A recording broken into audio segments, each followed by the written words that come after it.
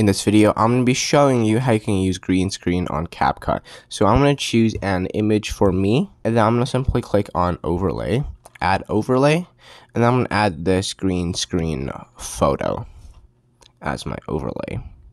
Couldn't get rid of that. So essentially, if you want to get rid of this green part in your photo, simply just click on it, and then at the bottom you want to scroll until you find what says cutout. I'm going to click on cutout. And then now at the really right hand side it says chroma key. Click on that.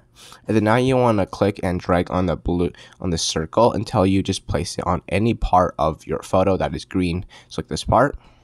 And then now you want to click on intensity.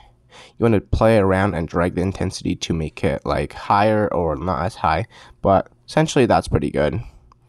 And then shadow, you can also play around with that if you want, but it doesn't really do anything for my photo.